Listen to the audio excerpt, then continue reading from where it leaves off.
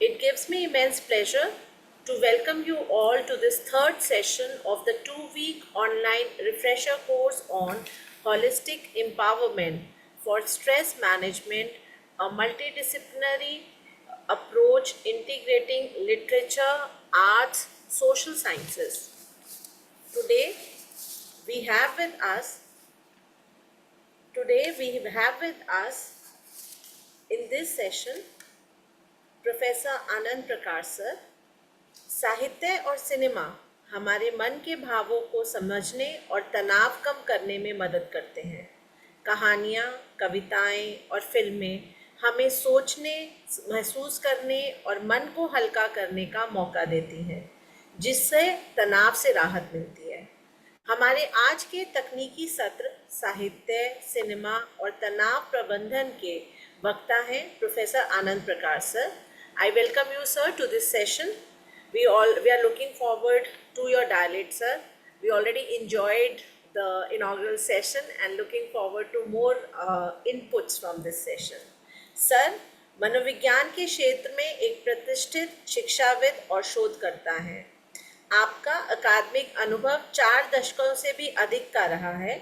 आपने दिल्ली विश्वविद्यालय के मनोविज्ञान विभाग के अध्यक्ष के रूप में कार्य किया है और वर्तमान में मानव रचना इंटरनेशनल यूनिवर्सिटी में एमिरेटस प्रोफेसर और इलाहाबाद विश्वविद्यालय में एडजंक्ट प्रोफेसर के रूप में कार्यरत हैं। आपकी विशेषज्ञता सामाजिक मनोविज्ञान, संगठनात्मक व्यवहार, मानव संसाधन प्रबंधन और गुणात्मक शोध विधियों में है। आपने 36 से अधिक पीएचडी शोधार्थियों का मार्गदर्शन किया है और कई राष्ट्रीय और अंतर्राष्ट्रीय शोध पत्रों और पुस्तकों में योगदान दिया है। आपको young scientist award, UGC career award और फुल ब्राइट नेहरू स्कॉलरशिप जैसे कई सम्मान मिल चुके हैं। आपने शिक्षा नीति, पाठ्यक्रम सुधार और शिक्षक प्रशिक्षण में भी महत्वपूर्ण भूमिका निभाई है। प्रोफेसर आनंद प्रकाश सर को सुनने में हमेशा बहुत कुछ सीखने का अवसर मिलता है। हर बार उनके सत्र से कुछ नया सीखने को मिलता है। तो सर, आपको मैं सत्र के लिए इनवाइट करती हूँ कि आप प्लीज अपना सत्र स्टार्ट करें। Over to you sir. Thank you.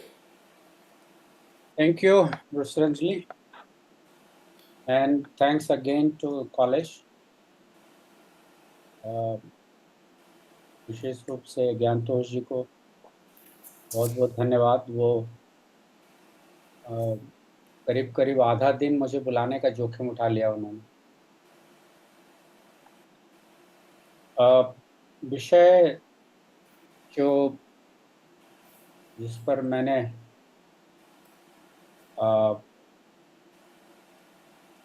बोलना है वो विषय है साहित्य, सिनेमा और तनाव प्रबंधन। ये कभी कभी ये विचार मन में आता है कि साहित्य और साहित्य से मतलब हमारा एक बहुत बृहत्तर, बहुत लार्जर कॉन्टेक्स्ट में है। साहित्य के दृष्टि से देखा जाए तो महाभारत भी एक साहित्य है और रामचरितमानस भी साहित्य है, बाइबल भी साहित्य है और कुरान भी साहित्य है। धर्म ग्रंथ भी हैं, ये कुछ लोग मानते हैं कि मैथोलॉजी भी है। एक सवाल मन में आता है कि ये कौन सी ऐसी शक्ति है जो किताबों को या साहित्य को कालजयी बनाती है। मनुष्य तो काल सीमित है, बाकी सारी चीजें जो हैं वो वक्त के बीतने के साथ जो है वो खत्म हो जाती हैं, खंडहर में बदल जाती हैं। पर लिटरेचर के पास एक ऐसी कैपेसिटी है जो देश काल की सीमाओं का अतिक्रमण करते हुए और समय के बंधन को भी काटते हुए अजय अमर हो जाती हैं। कुछ तो होगा इनमें जो इनको अमरत्व प्रदान करता है। आज भी रामचरितमानस और महाभारत पढ़े जाते हैं, गढ़े जाते हैं, सुने जाते हैं और विचारे जाते हैं।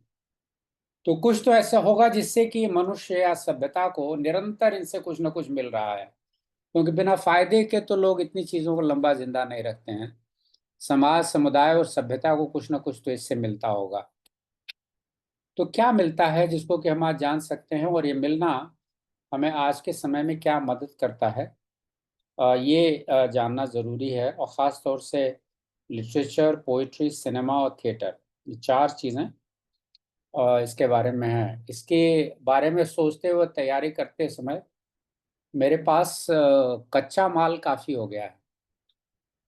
अभी उसको प्रोसेस करके प्रेजेंटेशन करने लायक तो नहीं हुआ है, पर संग्रह में मेरे पास अच्छी सामग्री हो गई है, और उस सामग्री का उपयोग भविष्य में ज़रूर करेंगे। उसी सिलसिले में जो साहित्य का एक भाग ज्ञानतोष जी ने साझा किया था, नागार्जुन ने संकलित की है कुछ कविताएं, और वो उन कविताओं का जो संकलन मुझे दिया, उसका एक समग्र पूर्ण रूप से एक जनरल सा मैंने एक विश्लेषण मनोवैज्ञानिक दृष्टिकोण से किया है। कर लेने के बाद मुझे अच्छा लगा कि इसको और कुछ गहनता से भी देखा जा सकता है। उसका आगे क्या प्रयोग करना है ये मैं उनके ऊपर छोड़ता हूँ। लेकिन यहाँ कथा और साहित्य पढ़ते समय मैं कोशिश पूरी करूँगा कि मैं किसी एकेडमिक या टेक्निकल जार्गन में आपको न ले जाऊं, बल्कि एक सर्व सामान्य की भाषा में, क्योंकि अनेक विषयों के लोग इससे जुड़े हुए हैं। तो साइकोलॉजी की जो टेक्निकल वोकैबुलरी है वो उसमें उलझ सकते हैं या उससे सवाल पूछ सकते हैं। मैं कोशिश की है कि उसको कम से कम जो है लेके रखें। तो सबसे पहले एक सवाल ये आता है कि जब आप साहित्य देखते हैं और पढ़ते हैं, तो उससे आपको मिलता क्या है, और ये मिलना कैसे हमें तनाव से या अपनी आंतरिक समस्याओं से या कुंठा से किस तरह जो है एक नई दृष्टि देता है उसको देखने और सोचने के। अ, ये कविता के बारे में भी ये कहा जाता है ना कि वियोगी होगा पहला कवि। जो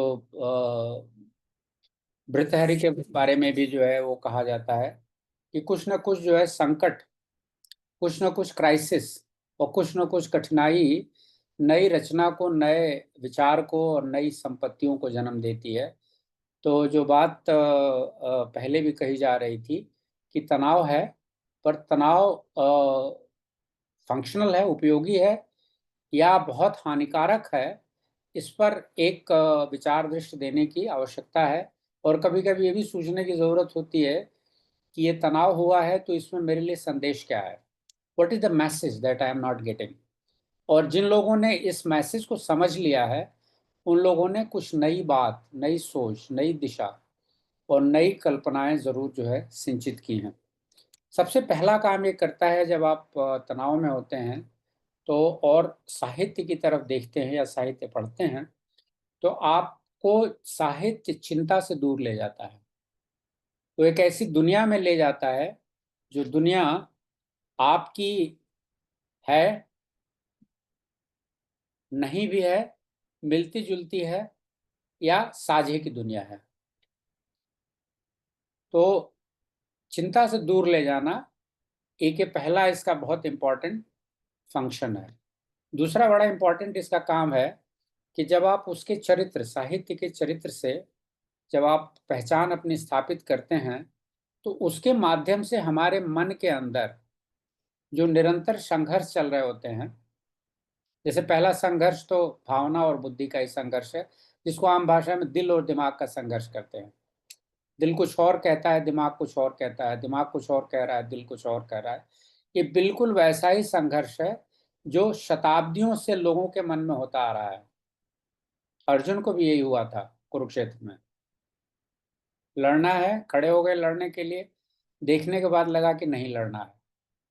और ये एक ऐसी सिचुएशन है जिस सिचुएशन में हम खुद को प्रतिदिन के हिसाब से पाए हुए देख सकते हैं कि ये करना है, ये नहीं करना है, ये होना है, ये नहीं होना है, ये उचित है, ये अनुचित है। ये भेद निरंतर मन में चलता रहता है, और ये भेद बहुत कितनी बार ऐसा होता है कि हमें अपनी भावनाओं को दबाने पे मजबूर कर देता है। हम अपने दिल को मार देते हैं। और उसका बोझ अपने अंदर दबा रहता है, और धीरे धीरे वो बोझ जो है अवदमित होकर के एक तरह की ग्रंथि बन जाता है, एक तरह का कॉम्प्लेक्स बन जाता है, मनोग्रंथि जिसको कह सकते हैं। वो कॉम्प्लेक्स बन जाता है, रिजॉल्व। ये आपके प्रेम में असफलता से जुड़ा हो सकता है, आपके अपने जीवन में असफलता से जुड़ा हो सकता है, रिश्तों की समस्याओं को न सुलझा पाने की पीड़ा से भी जुड़ा हो सकता है। लेकिन आपने रियलिटी के प्रेशर में, रियलिटी का परसेप्शन जो है उसके प्रेशर में, आपने इस तरह की भावनात्मक समस्याओं को कहीं कोने में मन के ढकेल दिया है।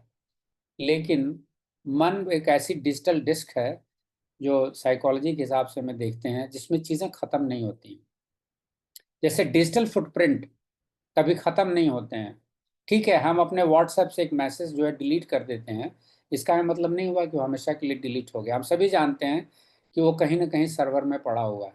ऐसे ही मन की भी स्थिति होती है कि एक कोई भावना, एक कोई विचार, एक कोई शक्ति, एक कोई कल्पना जो अभी हमें लगता है कि ये बहुत उपयोगी नहीं है या हमारे काम की नहीं है, तो हम उसको ढकेल करके किनारे कर देते हैं, हाशिए पर कर देते हैं, और ये मान लेते हैं कि हमने इस विचार से मुक्ति ले ली है। लेकिन मूलतः वो विचार कहीं ना कहीं पड़ा हुआ, दबा हुआ पड़ा रहता है मन में। तो जब आप उपन्यास पढ़ते हैं, तो इस तरह के जितने आपके अवदमित भाव हैं मन के, जिसको आप सुलझा नहीं पाए थे, और अगर आपके उपन्यास के चरित्र या आपकी कथाओं के चरित्र या आपकी कविताओं के चरित्र उससे मिलते जुलते हैं, तो उन दमित संवेगों से आपको मुक्ति मिलती है। वाइकेरियस रिलीज इसको कहते हैं, कि एक अलग ढंग से आप उसकी कैथारसिस उसको जीते हैं। और यही कारण है शायद कि हम सिनेमा देखते समय या सीरियल देखते समय या उपन्यास पढ़ते समय रोते भी हैं और खुश भी होते हैं। रोने का अनुभव, शायद आंख में आंसुओं का अनुभव बहुत सारे लोगों को लगा होगा। कुछ लोगों को तो मैंने देखा है कि वो बाकायदा सीरियल्स देखते हुए या सिनेमा देखते हुए काफी तेजी से रोते हैं और वो करते हैं। तो इट्स रिलीज जो उसको देता है।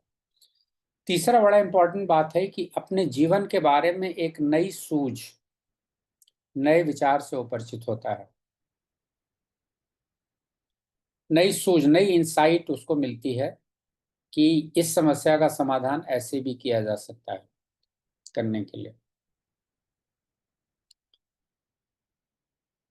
और उस सूझ से मन नए अवसर भी खोजता है। इसके बड़े सारे उदाहरण हैं। और इसीलिए लोग पूछते हैं कि कौन सी ऐसी किताब है जिसने आपके ऊपर बहुत जबरदस्त प्रभाव डाला है। मैंने, मेरे जीवन में किताबें हैं ऐसी, और मैंने इनके बारे में लिखा भी है करने के लिए, और उस सूझ का जो है काफ़ी मैंने लाभ लिया है अपने जीवन में। मुझे समझता हूँ कि अगर आप सब लोग मन में टटोल के देखें, तो चूंकि पठन पाठन से हम सभी जुड़े हुए हैं, तो ये उससे नई सूझ, नई समझ उसके साथ परिचित होती है और जानती है। इनफैक्ट जब मैंने अज्ञे की पुस्तक नदी के द्वीप पढ़ी थी, और बाद में करीब 40 साल बाद मेरे एक मित्र ने कहा कि आप अज्ञे के बहुत सुधी पाठक रहे हैं, तो आप उनके बारे में एक लेख लिखिए। तो मैंने लिखा था, और मैंने दोबारा फिर वो किताब पढ़ी 40 साल बाद। और तब 40 साल बाद उस किताब का अर्थ बदल गया था। मैंने 20 साल की उम्र में वो किताब पढ़ी थी, फिर 60 साल की उम्र में पढ़ी हुई किताब। तो 40 सालों के बीच में मेरे उस किताब को पढ़ने का पूरा भाव ही बदल गया था। जब मैंने उसको पढ़ी थी, तो मैं उसके जो कैरेक्टर है भुवन, उससे इतना ज़्यादा प्रभावित हुआ था, और मुझे लगा था कि ये एक आदर्श चरित्र है। और ये आदर्श चरित्र जो प्रेम भी करता है, युद्ध भी करता है, और जीवन के संघर्षों से जूझता भी है, तो ये एक बहुत लाइवली कैरेक्टर है और ऐसा हुआ जा सकता है। लेकिन जब 60 साल बाद उस किताब को पढ़ी, और तब तक मनोविज्ञान काफ़ी पढ़ा चुका था मैं, तब मैंने एक सवाल पूछा कि लेखक से हम जानना चाहेंगे कि ऐसे चरित्र का निर्माण होता कैसे है। तो एक नई सूझ उसमें आई। और जो नेक्स्ट उसका जो भाव है कि कथा साहित्य में पढ़ने से एक जो निषेध का भाव, जो निगेटिविटी आपके अंदर आई रहती है, वो निगेटिविटी का भाव खंडित होता है, वो मन स्थिर होता है। ये एक बड़ी इंपॉर्टेंट बात है कि साहित्य पढ़ने से जो नेगेटिविज्म का भाव है वो जाता है, खंडित होता है, जो निगेटिविटी का भाव है। और जो है दूसरा, अब जैसे कि शुरू में मैंने आपको बताया था कि ये सारा का सारा झगड़ा जो है वो दिल और दिमाग के अंतर्द्वंद का झगड़ा है, वो भी तनाव लेकर के आता है। साधनों के अभाव का झगड़ा है, वो भी तनाव लेके आता है, और परिवेशीय तनाव जो होते हैं वो होते ही हैं। लेकिन सबसे पहले इसको लेते हैं कि साहित्य मन और शरीर के संबंधों को समझने में कैसे मदद करता है।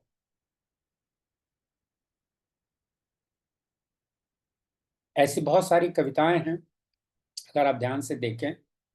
जैसे एक कविता अच्छी है, ये अशोक वाजपेयी की कविता है, जिसमें उन्होंने कहा है कि वृक्ष एक शरीर है, पृथ्वी के शरीर से उगता हुआ और अटूट। फल तभी तक फल हैं जब तक वह एक अंग है वृक्ष का। इंपॉर्टेंट बात है। फल तभी तक फल हैं जब तक वह अंग है एक वृक्ष का, और पत्तियां जभी तक पत्तियां हैं जब तक वह वृक्ष से लगी हैं। ठीक है। जब तक तुम साधे हो शरीर को, तभी तक उसकी आत्मा तुमसे अटूट है। अब ये पूरी की पूरी एक अद्वैत का दर्शन अगर आप देखें तो इस कविता में आ गया है। आत्मा शरीर के अनंत का स्वप्न देखती है। हम सभी सोचते हैं कि अमर हो जाए। जी। आत्मा शरीर के अनंत का स्वप्न देखती है, एक ये कविता है। और ये आप देखें कि किस तरह से मन और शरीर के अंतर संबंधों की, इसकी यूनिटी के बारे में बताती है। तो अगर बात नहीं समझ में आती है टेक्निकल चीज़ों के, कि फिलॉसफी में आपको डेकार्ट्स या स्पिनोजा या लाइबनीज या द्वैत अद्वैत पढ़ें तो वो थोड़ा बहुत भारी है, पढ़ें तो बहुत ही अच्छा है। और ये बताएं कि अद्वैत मन अलग अलग चीज़ों को देखना और एक में देखना, जबकि वह सारा का सारा जो है अद्वैत आप एक कविता के माध्यम से भी देख सकते हैं और मन और शरीर के संबंध को समझ सकते हैं। स्वस्थ शरीर में ही स्वस्थ मन का निवास होता है, और स्वस्थ मन से ही स्वस्थ शरीर बनता है। दोनों एक दूसरे के पूरक हैं, कॉम्प्लीमेंट्री हैं। ठीक है। दूसरी जो इम्पोर्टेंट बात पोइट्री से आती है वो आती है कि जब स्ट्रेस आपको होता है तो वो आपको झुकाता है, आपको नम करता है, आपको लो करता है, लो एनर्जी में लेकर के आता है स्ट्रेस में। अक्सर आप पाएंगे कि आप स्ट्रेस में या तो बहुत ही हाइपर हो जाएंगे या बहुत ही लो हो जाएंगे, क्योंकि आपको समझ में नहीं आ रहा है कि इस तनाव से कैसे मुक्त दें। तो आपको जो उस समय इमोशनल इमोशनल इंकरेजमेंट और सपोर्ट की ज़रूरत होती है, और आपको लगता है कि आपके पास कोई ऐसा व्यक्ति नहीं है जो आपको उस समय आपकी उस मनस्थिति के लिए इमोशनल सपोर्ट दे सके। हालांकि ये बहुत ही अच्छा होता कि हम सबके पास कम से कम एक दो ऐसे लोग होते जो हमको हर हालत में हम जैसे हैं वैसे स्वीकार करके एक इमोशनल सपोर्ट दे सकते थे। पर अगर वो ऐसे नहीं है तो कविताएं जो हैं इसमें बहुत महत्वपूर्ण योगदान देती हैं। ये आप देख सकते हैं। फैज़ का एक बहुत मशहूर शेर है, आपने सुना होगा कि दिल ना उम्मीद तो नहीं नाकाम ही तो है। दिल ना उम्मीद तो नहीं नाकाम ही तो है, लंबी है गम की शाम मगर शाम ही तो है। जी सर। लंबी है गम की शाम मगर शाम ही तो है, और थोड़ी देर का वक्त है, गुजर जाएगा शाम का वक्त भी। ठीक है। निदा फाजली का एक शेर है कि कोशिश भी कर उम्मीद भी रख, रास्ता भी चुन, उसके बाद थोड़ा मुकद्दर तलाश कर। So it's a complete encouraging कविता। और या अमीर कजलबाश की एक कविता है, दोहा है उनका या शेर है, मेरे जुनून का नतीजा जरूर निकलेगा, इसी स्याह से समंदर का नूर निकलेगा। पोइट्री हिंदी में अगर आप देखें तो हिंदी में भी बहुत सुंदर कविताएं हैं। उठो जागो और चलो, हर मुश्किल को पार करो, सफलता तुम्हारे कदम थूकेगी, बस हौसला न हारो। These are emotional support and encouragement poetry, जो हमें शायद when we are down with the stress और हमारे आसपास हम खुद ही अपने आप को रिसोर्स अगर बना करके उसको डील करना चाहते हैं, तो आई थिंक लिटरेचर उस समय बहुत इम्पॉर्टेंट रोल प्ले कर सकता है, जो हमें इमोशनल सपोर्ट, क्योंकि उस समय इमोशनल सपोर्ट की ज़रूरत होती है जब आप स्ट्रेस में होते हैं या स्ट्रेस के साथ जूझ रहे होते हैं, अपने तनावों के साथ। आत्मनियमन, आत्म संरक्षण, ये सारी की सारी चीज़ें जो हैं गिरीश्वर जी ने अपने वक्तव्य में बताई थी कि कैसे आत्मनियंत्रण से हो सकता है। समस्या की खोज अपने अंदर तलाश करना एक ये बात है। पर अगर ऐसा करना बहुत दुष्कर प्रतीत हो, ऐसा लगे कि हम नहीं कर पा रहे हैं, तो कविताएं और साहित्य उसमें बहुत मदद कर सकते हैं। तीसरी जो इम्पोर्टेंट रोल जो प्ले करता है लिटरेचर, हमें अपने स्ट्रेस को मैनेज करने के लिए, प्रबंधन करने के लिए, वो होता है अपने इमोशंस को रेगुलेट करना। कैसे हम क्योंकि देखिए सबसे बड़ी बात ये होती है जिसको हम कहते हैं कि इमोशनल ढंग से इंटेलिजेंट होना। और when I am under tremendous stress, the first casualty that becomes is our intellect. We refuse to recognise our own emotions कि मैं कैसा महसूस कर रहा हूँ। एक सामान्य व्यक्ति दो तीन तरह से अपने इमोशंस को महसूस कर सकता है। मैं कल एक व्याख्यान में दे रहा था। भारतीय परंपरा में जो स्वास्थ्य के या स्वस्थ रहने के जो तरीके हैं, तो उसमें सुश्रुत और चरक संहिता इसमें भी बताया गया है कि जो मानसिक समस्याएं होती हैं वो मूलतः भावों के विचलन की वजह से होती हैं, इमोशंस की। या तो बहुत डिजायर, काम आपके मन में जाग जाए, लोभ जाग जाए, मोह जाग जाए, क्रोध आ जाए, तो ये सारे के सारी चीजें जो हैं वो आपको एक तरह के बीमारी की तरफ ले जाती हैं या रोग की तरफ ले जाती हैं। तो उनको रेगुलेट करने के लिए जो प्राणायाम और ये सब सारे विकल्प बताए गए हैं, वो विकल्प तो आप परिचित हैं और उसको बताने वाले दूसरे लोग भी आएंगे। पर मैं यहाँ बहुत एक अप्रोच आपके साथ साझा करना चाहता हूँ जिसने मुझे समय समय पर काफी मदद की, अभी भी करता है। वो है भावों का नियमन करना, धैर्य और शांति की तरफ जाना। इसमें आपको लिटरेचर और पोइट्री दोनों दे सकती है। जयशंकर प्रसाद की बहुत प्रसिद्ध कविता है, वह पथ क्या पथिक कुशलता क्या। वह पथ क्या पथिक कुशलता क्या, जिस पथ पर बिखरे शूल न हो। नाविक की धैर्य प्रतीक्षा क्या, जब धाराएं प्रतिकूल न हो।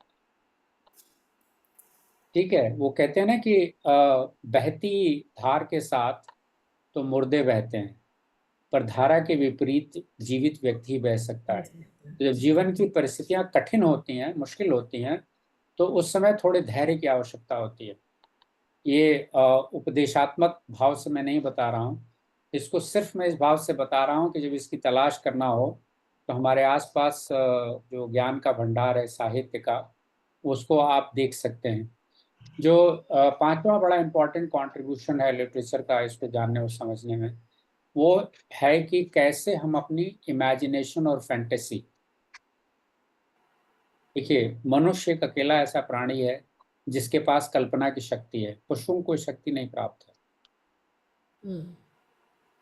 और मनुष्य की इस कल्पना से उसको अमरत्व की इच्छा भी जागती है। पशु के पास अमरत्व की कामना करने का कोई उपाय नहीं है, सिर्फ मनुष्य के पास ये उपाय है कि इमेजिनेशन और फैंटेसी ये उसको पूरे के पूरे जीव जगत में अन्य पशुओं से या अन्य जीवित प्राणियों से अलग करती है। वो है उसकी फैंटेसी और एबिलिटी ऑफ इमेजिनेशन। और ये दोनों चीजें उसको ज्यादातर बढ़िया और बेहतरीन ढंग से मिलती हैं लिटरेचर में, जहाँ की वो जितना आपका ये सरिलिज्म का साहित्य लिखा गया है, जिसको मैजिकल रियलिटी कहते हैं, मैजिकल रियलिटी क्रिएट करना है, फैंटेसी रियलिटी क्रिएट करना। मैं अगर आप सोचें तर्क की कसौटी पर कि भाई क्यों फैंटेसी की रियलिटी क्यों कोई क्रिएट करता है, या एज ए साइकोलॉजिस्ट लोग पूछते हैं हमसे कि लोग शराब क्यों पीते हैं या बार बार इश्क क्यों करते हैं, कि इसका क्या कोई मनोवैज्ञानिक उत्तर है? तो एक सरल सा उत्तर दिमाग में आता है कि हम जैसे हैं वैसे ही के साथ बहुत देर तक नहीं रह सकते हैं, हमें भी कुछ बदलाव चाहिए। तो हम कुछ करते हैं, कुछ लोग बाजार से सामान खरीद ले आते हैं, कुछ लोग शराब पीते हैं, कुछ लोग चाय पीते हैं, कुछ लोग सिगरेट पीते हैं, कुछ लोग इश्क फरमाते हैं। ठीक है, we all have a difficulty living with ourselves for a long time the way we are, so we need some kind of a change, and this some kind of a change can be of a different kind। इसमें लोग अलग अलग तरह के शौक पालते हैं और शौक का भी यही बताता है कि हम जैसे हैं और जैसे आपको समझ में आते हैं, हम वैसे के वैसे पूरे नहीं, हम उससे थोड़े ज्यादा ही। तो ये जो ज्यादा होने का एहसास है, ये बड़ा इम्पोर्टेंट ढंग से थोड़ी देर के लिए हमें साहित्य या हमें कविता या पोइट्री बहुत आसानी से दे देती है। ये एक इम्पोर्ट, और पूरा का पूरा अगर आप जयशंकर प्रसाद का कामायनी पढ़ें या आंसू पढ़ें, जो मतलब मैं उन्हीं से उदाहरण दे रहा हूँ जिनको मैंने पढ़ा है, उसके अलावा भी बहुत सारे लोग होंगे, बहुत सारे कवि हैं, बहुत सारे लेखक हैं जिन्होंने ये किया होगा। तो कल्पनाएं और मानसिक छवियों से एक हमें तनाव से मुक्ति पाने में मदद मिलती है। दूसरा, मन और देह का एकात्म बनता है। Unity, the integration of mind and body is achieved. देखिए, आदमी के बारे में एक बात कही जाती है कि इंसान की जिंदगी में, इंसान एक ऐसा जीव है जिसकी जिंदगी में हर चीज दो बार होती है। एक बार उसके दिमाग में होती है और एक बार और एक बार रियलिटी में होती है। अगर रियलिटी। दिमाग में नहीं होगी तो रियलिटी में होने का कोई मतलब नहीं, फिर वो संभाल नहीं पाएगा। अगर आपको आगे बढ़ने की, प्रोफेसर बनने की, वाइस चांसलर या प्रिंसिपल बनने की इच्छा है, तो पहले आपके दिमाग में वो कल्पना आएगी। नहीं तो ऐसे ही कल को कोई बना देगा कि भाई अंजलि जी, आपको कल मैं यहाँ का वीसी बना रहा हूँ, तो आप बिलीव नहीं करेंगे। पहला थॉट ये हो कि ये मजाक कर रहा है, क्योंकि आपने कभी सोचा नहीं था इसके बारे में। पर once you have thought and you have entertain it and allow it to stay with you for a long period of a time, then it's fantasy. लोग कह सकते हैं कि आप कल्पना कर रहे हैं, पर फैंटेसी और कल्पनाएं करना भी एक स्वस्थ मन का लक्षण है। उस कल्पना में निरंतर रहना वो एक रोग की तरफ ले जाता है, दिवा स्वप्न की तरफ ले जाता है। पर manifestation, sir, we say. हाँ, Manifestations, we say. Yes yes. आजकल positive तो manifestations. Yes, it's a very important ये है। और जो छठी बड़ी इम्पोर्टेंट बात है लिटरेचर से जो आती है हमें स्ट्रेस को मैनेज करने में या कॉन्फ्लिक्ट को डील करने में, वो आती है कि भाषा और विचार से जो माइंड की फ्लेक्सिबिलिटी है। जैसे एक रिजिड ढंग से, कुछ खास ढंग से सोचते हैं, जो कैटेगरिकल थिंकिंग वाले लोग हैं कि हर चीज को ब्लैक एंड व्हाइट में देखना चाहते हैं, ग्रे शेड्स में नहीं जाते हैं। ठीक है। एक मैंने एक लेखक हैं, उनकी किताब पढ़ी बहुत पहले। वो उस किताब का नाम है ज्योग्राफी ऑफ ब्लिस, कि क्या जगहों के साथ सुखी होने का या खुश रहने का या तनाव मुक्त होने का कोई रिश्ता है। कुछ जगहें आपको ज़्यादा तनाव मुक्त रखती हैं या ज़्यादा तनाव देती हैं, तो इसके बीच में कोई रिश्ता है कि नहीं है। तो उन्होंने एक स्टडी की ऐसे देशों की जिन देशों में सूरज जो है वो 12-13 घंटे रहता है, और ऐसे देश की भी की जहाँ की 6-6 महीना सूरज नहीं उगता है। और उन्होंने वहाँ पर बताए कि अंधेरे के कितने शेड्स होते हैं ब्लैक के। वो बोले कि पहली बार मुझे समझ में आया जब मैं उस देश में मैंने कुछ समय बिताया, जहाँ 6 महीने का दिन और 6 महीने की रात हो। तो अब ये बात सुनने और पढ़ने से समझ में आ गया कि इससे जो फ्लेक्सिबिलिटी है माइंड की आपकी, कि you start looking the grey areas of your life, which are not very clearly defined in terms of black and white, and which are not very clearly categorical in your own thought. This is a very important part which you get very easily by reading literature. मतलब आपके शब्द कोश, आपके मन के शब्द कोश तो बढ़ते ही हैं, और शब्द को, शब्दों की सहायता से आपका मानसिक चिंतन होता है। अगर सीमित शब्द आपके पास हैं तो विचार शक्ति भी सीमित ही होगी। सोचते तो आप शब्दों के माध्यम से ही है ना। और शब्द अगर आपके सीमित हैं तो आपका चिंतन और आपका सोचना भी सीमित होगा। इसलिए ज्यादा शब्द अगर आपके संग्रह में एकत्रित होते हैं तो आपके विचारों की विविधता भी उतनी ही जो है ज्यादा होगी।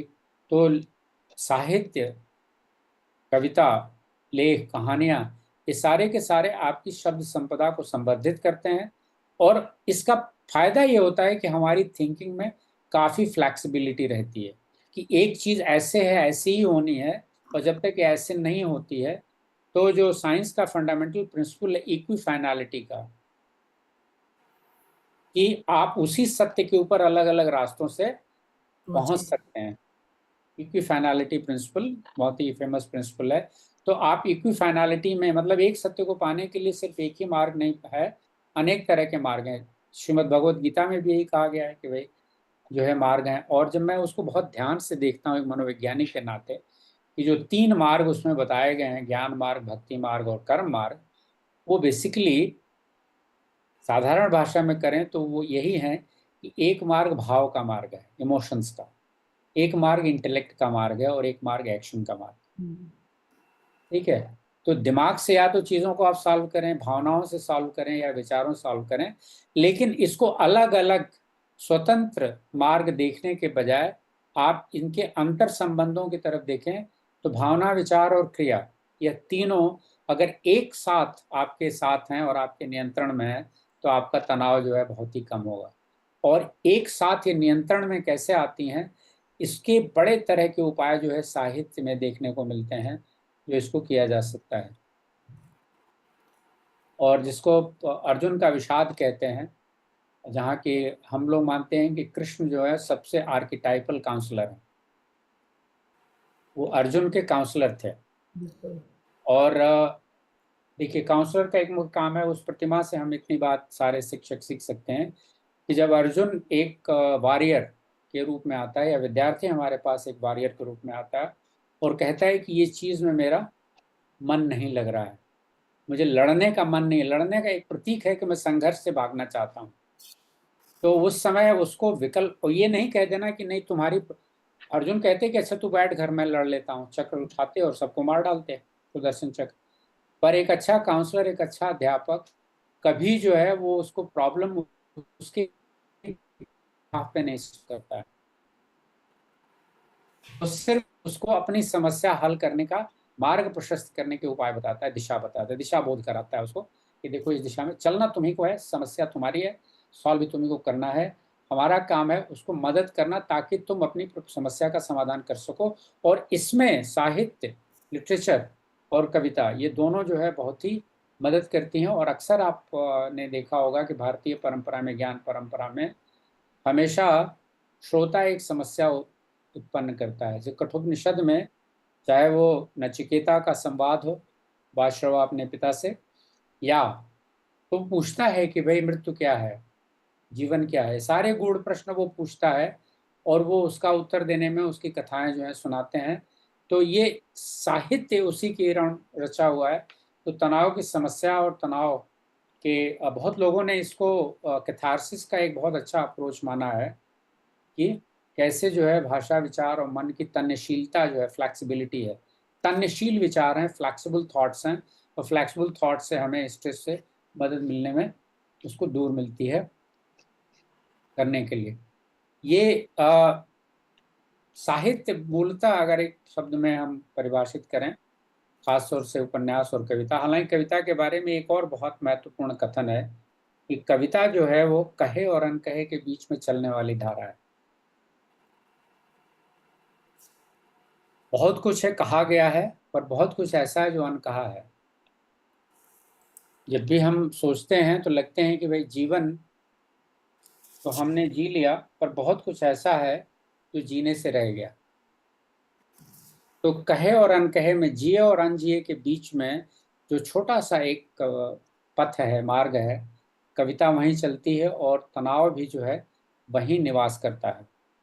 तो ये साहित्य जो है वो तर्क और भाव, रेशनैलिटी एंड इमोशनैलिटी, दोनों को ब्रिज करता है, दोनों को जो है, दोनों के लिए सेतु बंध का काम करता है।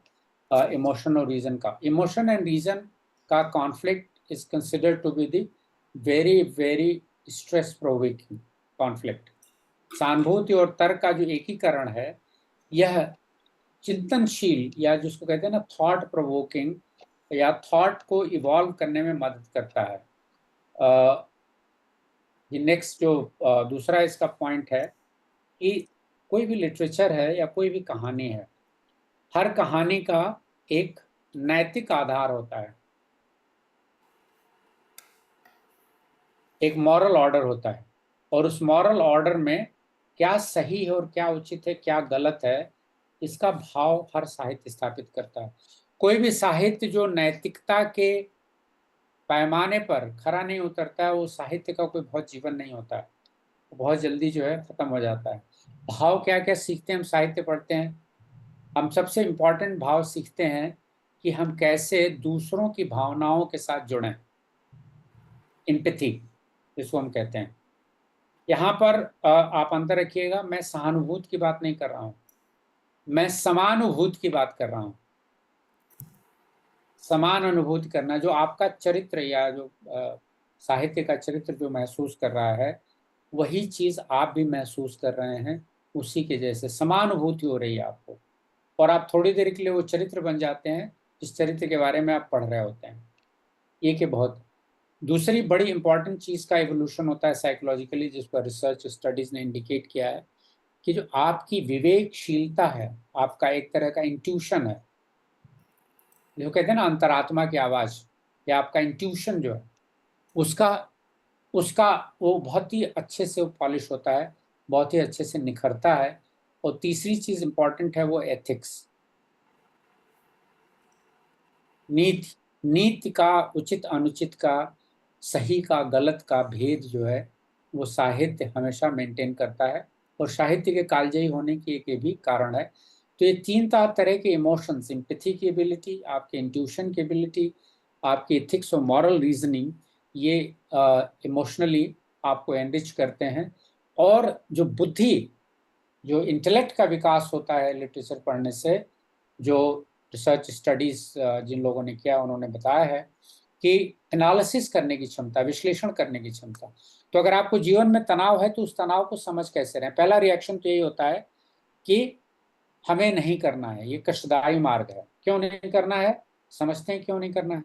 तो एनालिसिस करने की क्षमता एक इम्पॉर्टेंट बात है, जिसको कि ये हमें समझना चाहिए कि लिटरेचर से जो एनालिसिस की हमारी एबिलिटी है, वो बहुत अच्छी आती है। दूसरी जो है स्ट्रैटेजी की, हम किस तरह की रणनीति बनाते हैं अपनी समस्याओं को डील करने के लिए, स्ट्रेस को डील करने के लिए। स्ट्रेस किस वजह से है? आपके पास साधन का अभाव है, इसलिए स्ट्रेस है। साधन के अभाव में समय भी हो सकता है, भावना भी हो सकती है, पैसा भी हो सकता है, रिश्ते भी हो सकते हैं। ये सारे के सारे रिसोर्सेज हैं उस स्ट्रेस को डील करने के लिए। उसको ऑप्टिमल यूटिलाइजेशन करने के लिए आपके पास क्या स्ट्रैटेजी है? और तीसरा, तर्क, रेशनल आर्गुमेंटेशन, उसको आप उसके द्वारा जो है देख सकते हैं कि आपका आर्गुमेंटेशन कितना रेशनल है। ये और फाइनली जो बात समझ में आती है कि आप अपने तर्क का संप्रेषण, अपनी बात को कहते कितने प्रभावी ढंग से हैं। ये साहित्य के जब मैंने किताब पढ़ी थी अन्ना कैरेनिना, और उसका शुरुआती ही कथन यही है कि सुख की सीमा है और दुख निसीम है। जिन्होंने पढ़ी होगी वो जानते हैं कि there is a limit of pleasure but pain is limitless.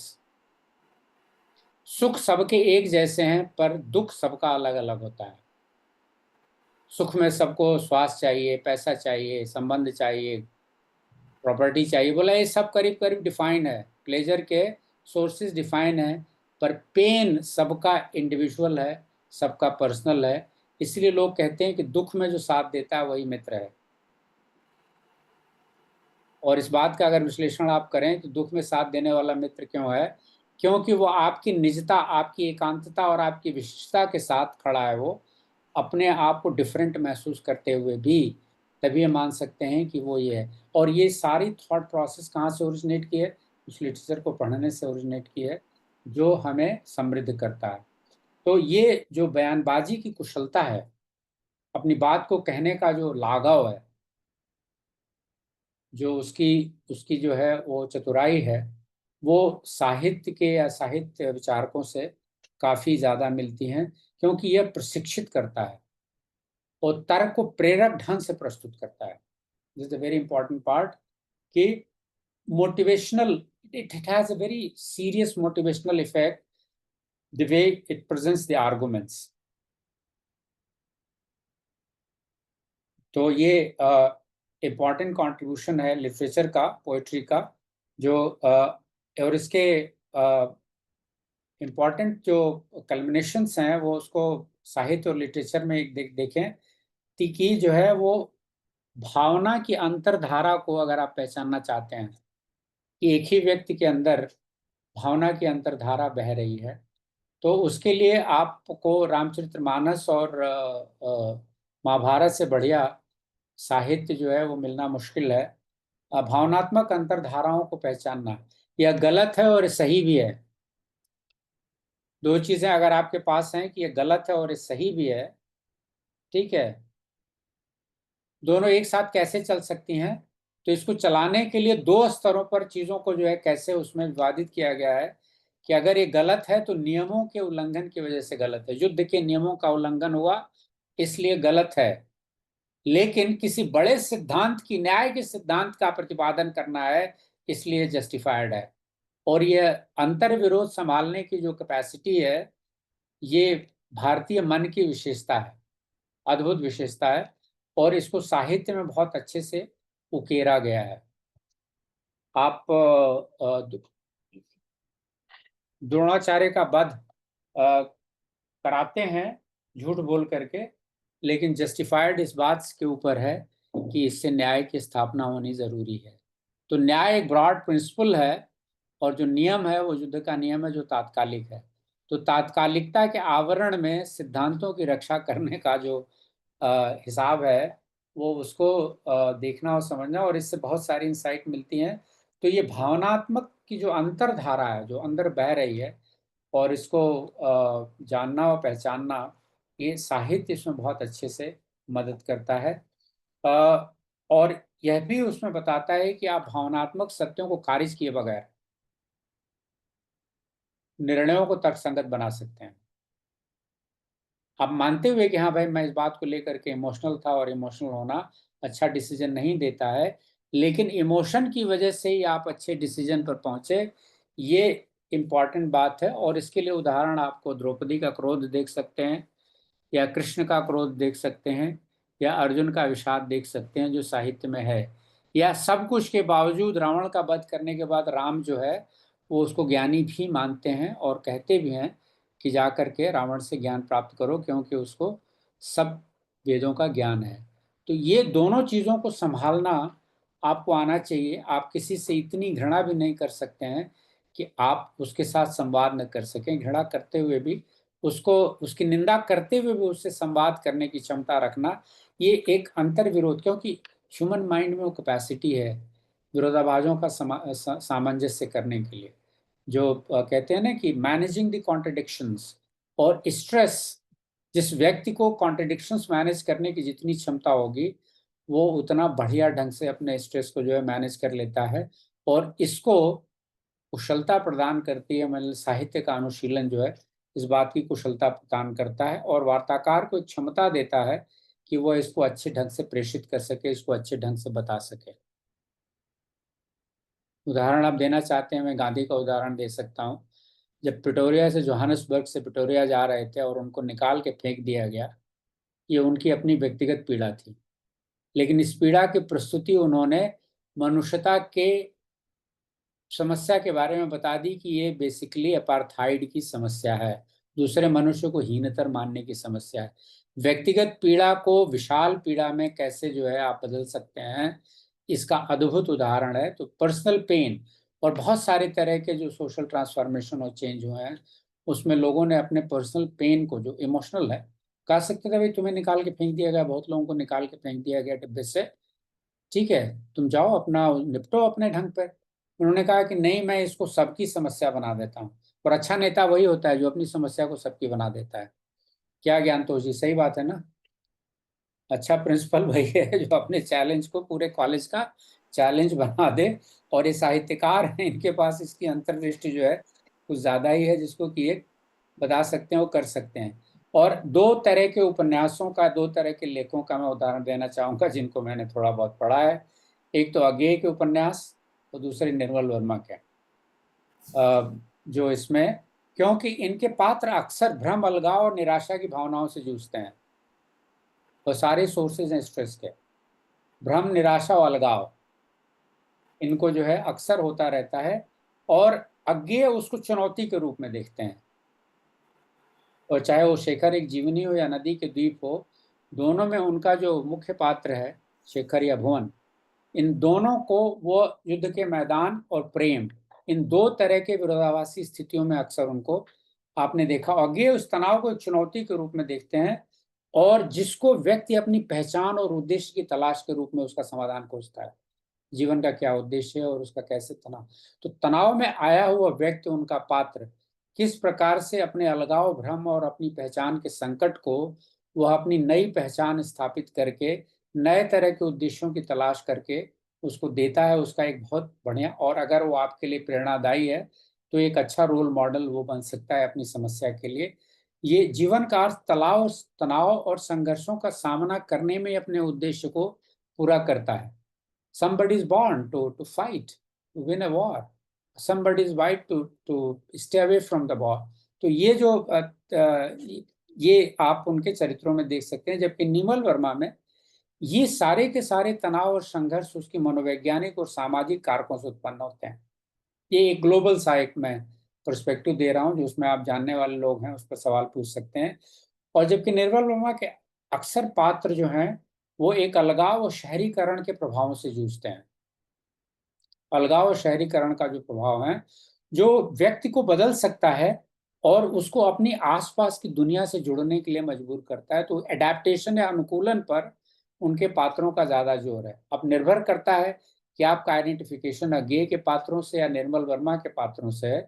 उसका आप अनुकरण करके अब तय कर सकते हैं कि संघर्ष का सामना करके नई पहचान बनानी है, आग से तप करके सोना बनना है, ठीक है, या आग के ऊपर फलांग करके निकल जाना है। तो आप अनुकूलन एडजस्टमेंट कर सकते हैं। इसीलिए जो है वो जीवन एक बदलते हुए समाज में अलगाव और निराशा से क्या उत्पन्न होता है, और उसका ये जो उससे उत्पन्न तनाव है, उससे उत्पन्न संघर्ष है, उसको कैसे जो है नेगोशिएट करना है, उसका विनिमय कैसे स्थापित करना है, इसकी अलग अलग धाराएं आपको दोनों अपने लिए अलग अलग दृष्टिकोण का प्रस्तुतिकरण कर रहे हैं, अज्ञेय भी और निर्मल वर्मा भी। और दोनों अक्सर इस तनाव का सामना करने के लिए आत्मचिंतन और दार्शनिक दृष्टिकोण पर जोर देते हैं। जब मैं जैसे मैं आपसे शुरू में कह रहा था कि मेरे पास अभी कच्चा माल बहुत है, इसकी और विस्तृति करनी पड़ेगी, लेकिन दोनों एक तरह का दार्शनिक दृष्टिकोण और एक तरह का आत्मचिंतन इसमें लेते हैं। और ये जो अक्सर पात्र जो निर्मल वर्मा है, उनके पात्र अक्सर सामाजिक संबंधों और अनुभवों के माध्यम से तनाव का प्रबंधन करते हैं। तो हमारी सोशल रिलेशनशिप्स क्या हैं, उनसे किस तरह के भाव उपज रहे हैं, और उनको कैसे नेगोशिएट किया जा सकता है।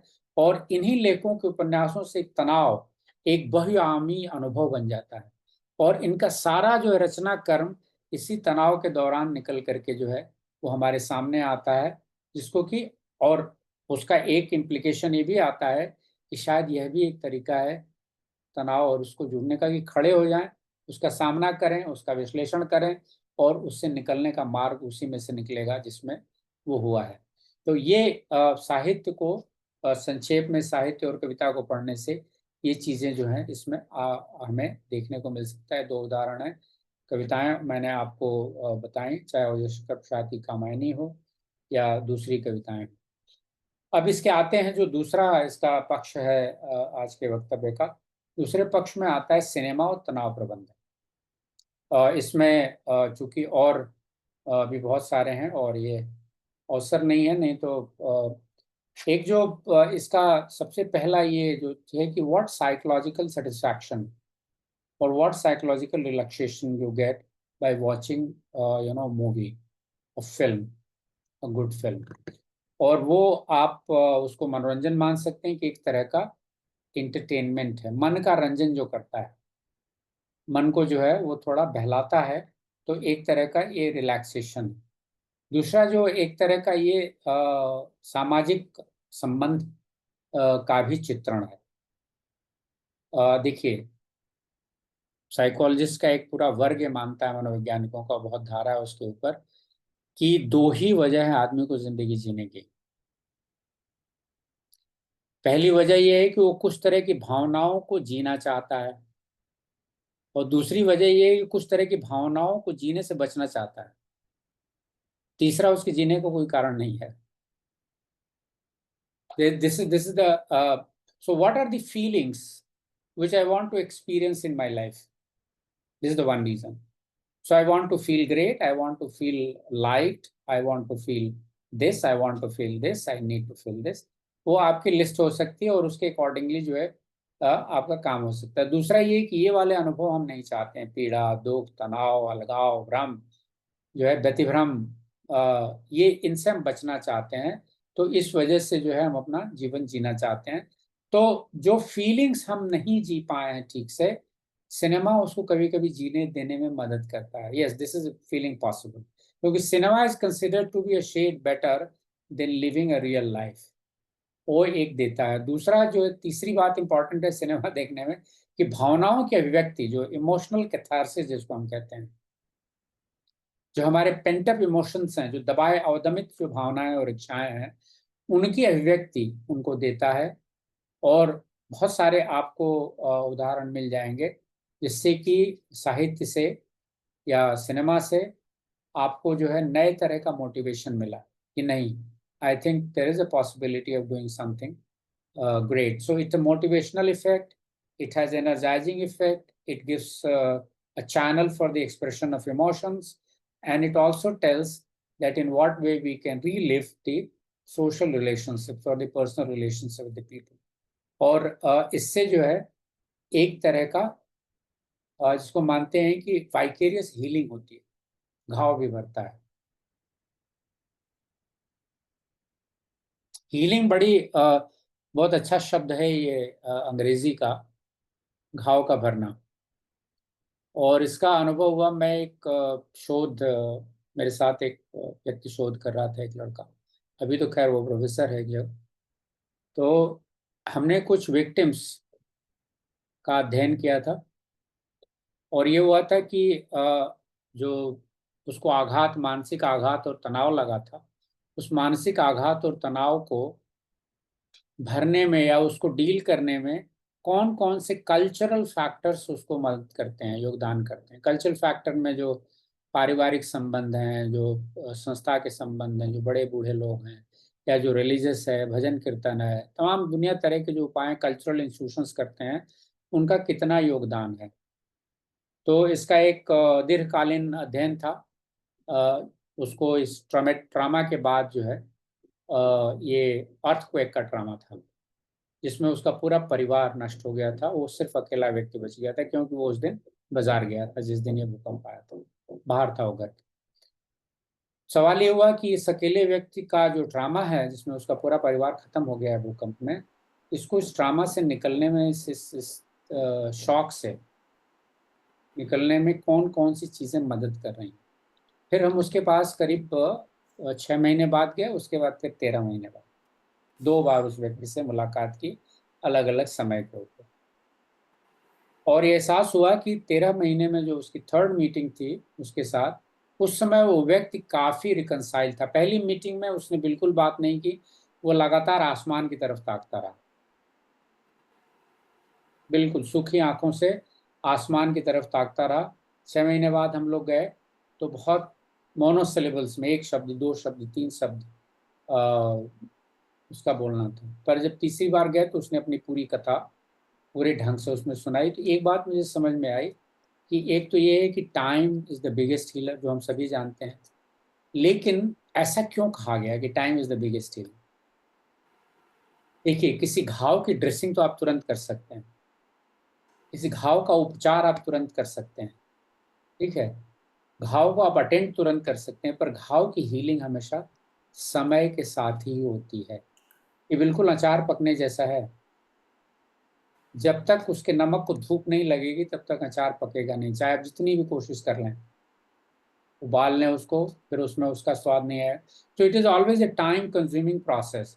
So the lesson that's can be learn here, कि जब भी इस तरह की कोई स्ट्रेस की सिचुएशन आती है, तो जल्दी से उस समस्या का समाधान करने के बजाय यह भी ज़रूरी होता है कि हम ज़रा सा ठहर के उसके बारे में सोचें। जैसे हम हमेशा कहते हैं कि जब आप इमोशनली एजिटेटेड हों तो अपने डिसीजंस पोस्टपोन करने चाहिए, आपको डिले करने चाहिए। इमोशन के प्रभाव में या बहुत जब आप संवेगों का बहुत आपके ऊपर बादल छाया हुआ हो, तो उस समय कोई भी क्रिटिकल डिसीजन आपको थोड़ी देर के लिए पोस्टपोन करना चाहिए, थोड़ा रुक करके डिसीजन लेना चाहिए। तो ये सारी लर्निंग, ये सारे जो चीज़ें हैं जो देखिए दो तरह से है। सिनेमा समाज को कुछ हद तक रिफ्लेक्ट करता है, पर उसके साथ एक उसको मॉरल कोड में या मॉरल ऑर्डर में भी प्रस्तुत करता है कि क्या होना इसके लिए उचित था, क्या होना अनुचित था। ये इसके जो है इसकी प्रस्तुति होती। यही काम काफी हद तक थिएटर भी करता है स्ट्रेस मैनेजमेंट में। और थिएटर जो है वो एक तरह का आत्मविश्वास और आत्म प्रतिष्ठा को भी वर्धित करता है। मुझे नहीं मालूम कि आप में से कितने लोग थिएटर जाने के या थिएटर करने के शौकीन हैं, पर थिएटर में आप किसी पात्र को जब उसकी उस रंगमंच द्वारा दी गई भूमिका में अनुभव करते हुए देखते हैं, तब ये समझ में आता है कि ये कितना मुश्किल काम है कि आप अपने व्यक्तिगत अनुभवों से परे जाकर के पात्रों और चरित्रों के भावनाओं और अनुभवों को जीने का प्रयास करें। और इसको जिसे कहते हैं कि अपने आप को ट्रांसप्लांट कर देना in the mind and body of the another person and behave accordingly. That's what is the greater. और ये किसी भी इमोशन को या किसी भी एक्सपीरियंस को इन डेप्थ जा करके उसको देखना या उसको जानना, एक ये इम्पॉर्टेंट लेसन है जो सिनेमा और थिएटर हमें बताते हैं और हमें सिखाते हैं। इसके दो बड़े इंपॉर्टेंट पार्ट हैं जिसको कि हमें कहते हैं कि एक ये संज्ञान का पक्ष है, मतलब एक कॉग्निटिव एलिमेंट उससे हमारा रिच होता है, चीज़ों को देखने और समझने की हमारी शक्ति और क्षमता वो बेहतर होती है, संज्ञान हमारा सुधरता है। और दूसरा जो है वो उसके दूसरे तरह के कुछ मनोवैज्ञानिक लाभ हैं, जिसमें हमारी भावनात्मक प्रबलता या इमोशनल स्ट्रेंथ या इमोशनल इंटेलिजेंस, जिसको हम कहते हैं कि बेहतर होती है। इमोशनल इंटेलिजेंस के बेहतर होने में आप अपने इमोशंस को धीरे धीरे बेहतर पहचानते हैं, उनको आप रेगुलेट करना सीखते हैं और उसके द्वारा दूसरों के इमोशन से जुड़ने का भाव। तीन कंपोनेंट हैं इसके। अपने इमोशन को पहचानना। देखिए एक आम आदमी जब तक अपने ऊपर काम नहीं करता है, फोकस नहीं करता है, तब तक वो अपने इमोशंस को, जैसे मुझे बहुत गुस्सा है या मैं बहुत दुखी हूँ या मैं बहुत परेशान हूँ, पर बहुत सारे इमोशंस इन दोनों के बीच के इमोशंस भी होते हैं। लेकिन इस इमोशन को जानने के लिए या उसके जो फाइनर शेड्स हैं उस इमोशन को, उसको जानने के लिए ज़रूरी ये है कि हम उसको दूसरों के द्वारा वो कैसे इनैक्ट कर रहे हैं, जो सिनेमा और थिएटर में उसको दिखाई देता है। तो उसके हमें अ, इससे जुड़ी हुई जो इम्पोर्टेंट बात है जिसको समझना चाहिए कि ये जो है सेल्फ डिस्कवरी, जिसको कहते हैं कि खुद की आत्मगवेषणा। अगर आप सेल्फ डिस्कवरी में जाना चाहते हैं, समझना चाहते हैं, जैसे कि कोई कैरेक्टर, हर एक के अपने हीरो आइडियल्स होते हैं। अब हमने पूछे कि ये हीरो आइडियल मेरा ये वाला क्यों है, क्या अच्छा लगता है उसमें। तो आपको उसका उत्तर मिलेगा कि ये मेरा हीरो आइडियल क्यों है, और ये बताएगा कि ये उसके आधार पर अपने उस प्रेफरेंस के आधार पर आप अपने बारे में जान सकते हैं कि भाई मैं कौन सा पार्ट जो है इसके साथ जुड़ता हुआ देखता हूँ।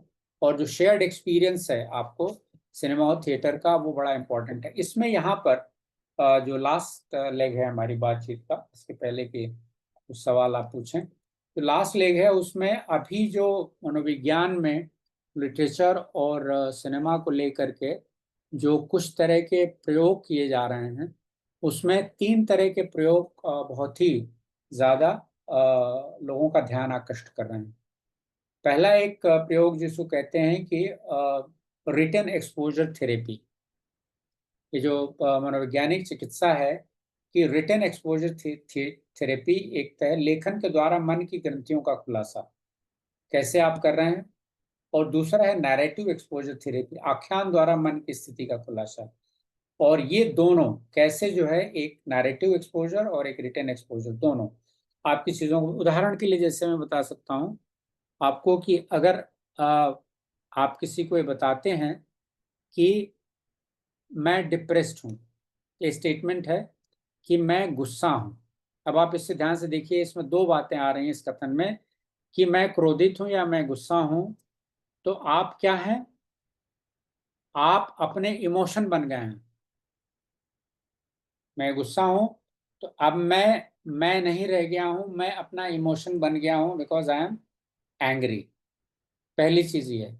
दूसरी चीज ये है कि जैसे आप कहते हैं कि आई एम डिप्रेस्ड, तो आप नहीं रह गए हैं, आप डिप्रेस्ड हो गए हैं। जबकि एक अच्छा कथन क्या हो गया है कि I am struggling with my depression, या I am experiencing emotion of anger. मुझे क्रोध का भाव, मैं क्रोधित हूं। मैं कौन हूं? क्रोधित हूं। तो ये जो फाइनल डिस्टिंक्शन करते हैं, इसको हम नैरेटिव थेरेपी या जो नैरेटिव रिटन एक्सपोजर थेरेपी के माध्यम से इसके डिटेल में जाते हैं। और उसके अभी मैं साइकोलॉजिकल डिटेल में नहीं जाता हूं। उसके दो इम्पॉर्टेंट बेनिफिट्स मनोविज्ञान के जो अध्येता हैं या जो प्रैक्टिशनर हैं, वो लोग इसको मानते हैं कि एक तो हमें इससे बहुत सुरक्षित भावनात्मक अभिव्यक्ति का मौका मिलता है। सुरक्षित है। वैसे अगर आप किसी को भावना व्यक्त कर दें तो आपका संबंध खराब हो सकता है। लेकिन इस तरह की जब आप थेरेपी में जाते हैं, इस तरह की चिकित्सा में जाते हैं, तो आपको एक सेफ इमोशनल एक्सप्रेशन का मौका मिलता है। और दूसरा इसका फायदा ये है कि अर्थ की समझ और बोध आपकी बढ़ती है। और ये दोनों चीजें तनाव के प्रबंधन में बहुत ही मददगार हैं और बहुत ही ज्यादा हेल्पफुल होती हैं।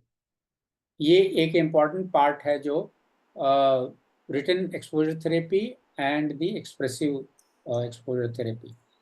इसको अब तो पूरी की पूरी एक विधा विकसित हो गई है जिसको कि हम नैरेटिव थेरेपी कहते हैं, या आख्यान चिकित्सा।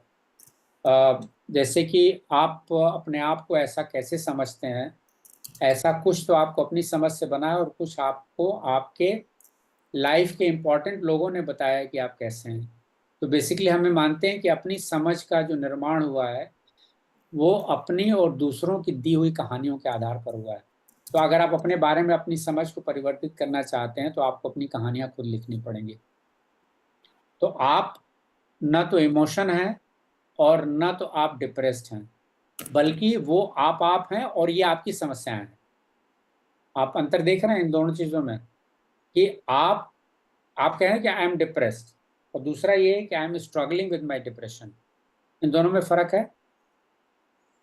आप मतलब आप तैयार हैं अपने डिप्रेशन को डील करने के लिए और अपने आप से डिप्रेशन को सेपरेट करके देख रहे हैं, अपने आप को अलग करके देख रहे हैं, अपने क्रोध को अपने आप से अलग करके देख रहे हैं। न कि क्रोध आपको जो है पूरी की पूरी तरह निगल गया है, आपकी पहचान के ऊपर हावी हो गया। I am angry. Who are you? I am not X Y Z, I am angry. ठीक है। एंड ये बताता है कि you have lost control of maintaining a distinction between yourself and the emotion that you are experiencing. You have failed to recognise yourself and your emotion. So ये सारी की सारी चीजें जो हैं वो लेखन जिसमें आपको एक रिटन एक्सपोजर थेरेपी देते हैं या जो नैरेटिव थेरेपी देते हैं, और ये सारा का सारा जो इसका प्रेरणा का स्रोत है वो काफी हद तक साहित्य से जो है, पोइट्री से, लिटरेचर से, सिनेमा से, ये सब ऐसे आया हुआ है। लास्ट लेग में जो सिनेमा का जो मॉडल है जिसके ऊपर बहुत काम हो रहा है 2018 से, उन लोगों ने कहा है कि भाई how movie model of stress management ये देखा जा सकता है। तो उन्होंने इसके 5 इंपॉर्टेंट कंपोनेंट बताए मूवी मॉडल के, जिसमें वो कहते हैं कि मूवी जब आप सिनेमा देखते हैं सिनेमा हॉल में बैठ करके, तो आप माइंडफुल इंगेजमेंट आपका होता है।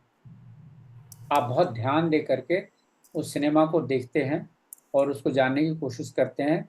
तो सिनेमा देखने से पहले आपके मन की क्या स्थिति थी और आपके शरीर की क्या स्थिति थी, और सिनेमा देखने के बाद आपके मन और शरीर की क्या स्थिति है, इन दोनों के बीच में आपको जो है वो उसका असेसमेंट किया जाता है और पाते हैं कि इस मूवी का क्या इफेक्ट पड़ा। तो इसको माइंडफुल एंगेजमेंट कहते हैं। दूसरा, देखने के दौरान, सिनेमा देखने के दौरान आपको किस तरह के विचारों का, किस तरह की भावनाओं का और किस तरह की शारीरिक प्रतिक्रियाओं का अनुभव हुआ, जिस पर नॉन जजमेंटल आपको अपने बयान देने हैं। अच्छा है बुरा है इसके बारे में नहीं सोचना है, नॉन जजमेंटल होना है। बस ये बताना है कि ऐसा हुआ, यहाँ पर मुझे गुस्सा आया, यहाँ पर मुझे रोना आया, यहाँ पर मुझे कुछ भी नहीं महसूस हुआ। ये अच्छा है कि बुरा है इसके बारे में चिंता नहीं करनी है, पर मेरे साथ ऐसा हुआ और इसको देने के लिए। तीसरी जो इम्पोर्टेंट बात है जिसका कि मूवी एक्सपोजर के बाद हम एनालिसिस करते हैं, वो है वॉइस ऑब्जर्वेशन। ठीक है। आप किस तरह के शब्दावली का प्रयोग करके अपने अनुभव को बताना चाहते हैं और लिखना चाहते हैं, उसका भी एक एनालिसिस होता है। तो कभी कभी तो आप उस पात्र के साथ उस पात्र का नाम लेकर ही कहानी बनाने लगते हैं। अब ध्यान दीजिए, कोई सिनेमा आपका दोस्त गया जो आपने नहीं देखी है और उसे कही कहानी बताओ, तो वो उस उन पात्रों का नाम लेकर के कहानी बताता है जहां से जो फिल्मों में दिखाया गया है। लेकिन कुछ लोग ऐसी कहानी बताते हैं कि वो कहानी देख रहे हैं, वो श्रोता हैं या वो दर्शक हैं और किसी और को करते हुए देख रहे हैं, जबकि एक कहानी में वो खुद को करते हुए देख रहा है। तो इसका भी एक इम्प्लीकेशन है जिसके बेसिस पर आपके जो है स्ट्रेस मैनेजमेंट के चैलेंजेस को डील किया जाता है, उनको बताया जाता है। चौथी इंपॉर्टेंट बात जो cinema as as a technique for stress management जिसमें किया जाता है, उसमें आप प्रतीकात्मक अर्थों को पहचानते हैं, सिंबॉलिक मीनिंग्स।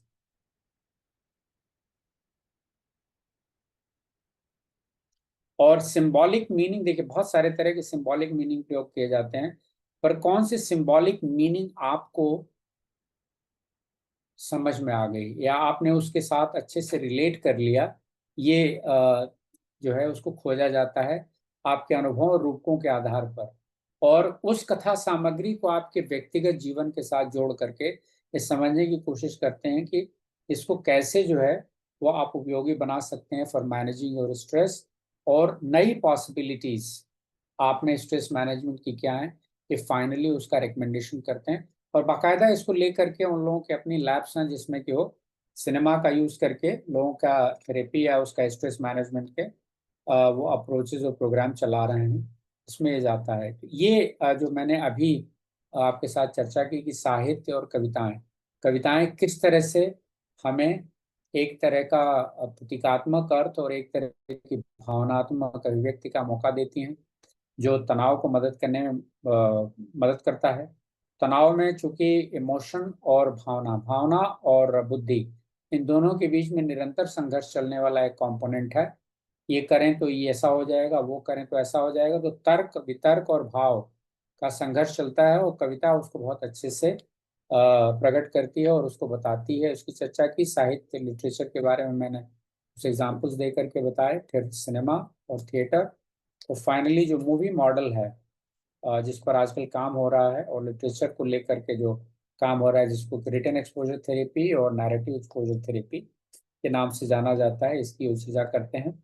और एक जो रहीम के दो दोहे हैं, यहाँ से मैं अपनी बात खत्म करूंगा, जो बहुत ही काम के लगते हैं और ये बताते हैं व्यक्ति की क्षमताओं की संभावना को। अ, रूठे सुजन मनाइए जो रूठे सौ बार, ठीक है, रहीमन फिर पोइए टूटे मुक्ताहार। तो आप में वो क्षमता है कि आप अपने टूट को जोड़ सकते हैं, ठीक है, और उसको समझा सकते हैं, बशर्ते कि आप में पॉजिटिव एनर्जी और सृजन, आप पॉजिटिव एनर्जी और पॉजिटिव इंक्लिनेशन के व्यक्ति हों, या जिन जो आपके साथ जिनका आपका तनाव चल रहा है उनकी गुड क्वालिटीज के बारे में आपके मन में कोई संदेह नहीं है। और अगर ऐसा आपकी अवधारणा है तो managing stress with the help of literature, cinema, and poetry would be a good tool to manage stress, and hope you will like to give it a try. जो आप में से साहित्य प्रेमी और ये सब नहीं है, उनके बारे में मैं कुछ नहीं कहना चाहता हूँ, ये उनकी व्यक्तिगत चॉइस है। पर मेरा आग्रह यही है कि ऐसा ज़रूर करिए, क्योंकि इससे आपके मन के जो क्षितिज है उसका विस्तार होता है। इससे मुझे बहुत काफ़ी मदद मिली। और शायद ये वो वक्त ऐसा भी था कि जब हम पढ़ रहे थे तो मनोरंजन के या स्वस्थ विकास के बहुत सारे साधन उपलब्ध नहीं थे, न टीवी था, न रेडियो था। एक बिनाका गीत माला था जो श्रीलंका रेडियो पर बुधवार को आता था, उसको सुनने की इजाज़त थी, बाकी कुछ था नहीं। तो अच्छे घरों के बच्चे किताबें पढ़ते हैं, ये संदेश दिया गया था, और किताबें पढ़ना बुरा नहीं माना जाता था। तो उस समय छुट्टियों में, हर छुट्टियों में, तो मैंने उसी दौरान जो है अपनी सारी छुट्टियां किताबें पढ़ के बिताई।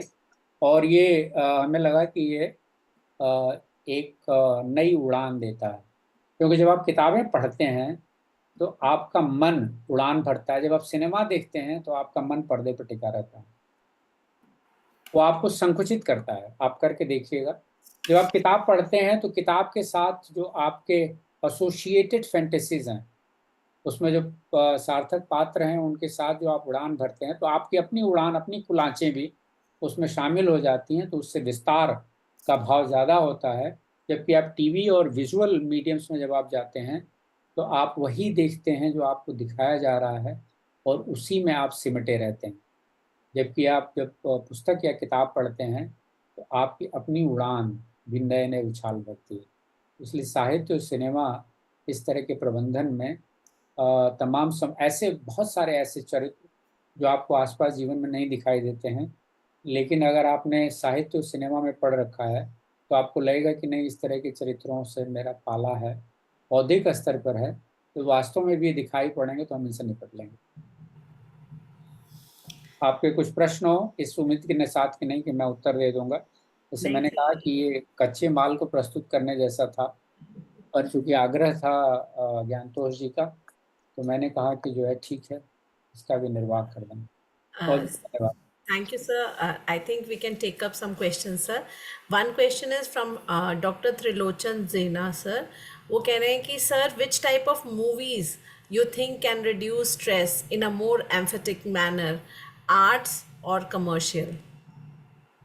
अ, इसके बारे में मेरा कोई ऐसा गहन अध्ययन नहीं है, क्लासिफिकेशन नहीं है, लेकिन ऐसी भी कोई चीज़, सार्थक चीज़, कमर्शियल अगर आप देख करके करना चाहते हैं तो भी बुरा नहीं है। आफ्टर ऑल बहुत सारे लोग उसको देख और जान भी रहे हैं। पर जो भी आप देखते हैं, उस देखने के बाद उसके बारे में एक छोटा सा जर्नल आप ज़रूर लिखें कि अगर आपको इसमें अच्छा लगा, कुछ भी अच्छा लगा, तो क्या अच्छा लगा और कितनी देर तक इसके मन पर टिके रहने की संभावना है। तो उससे आपको अपने बारे में ज़्यादा बेहतर पता चलेगा कि आप आगे ऐसा कर पाएंगे कि नहीं कर पाएंगे। सर ये एक अच्छी अमेजिंग एक्सरसाइज है. There is a question by Dr. Shivangi ji. She's asking that, sir, in what ways cinema can be integrated into educational setting to support student stress management and enhance emotional well-being? That's a wonderful question.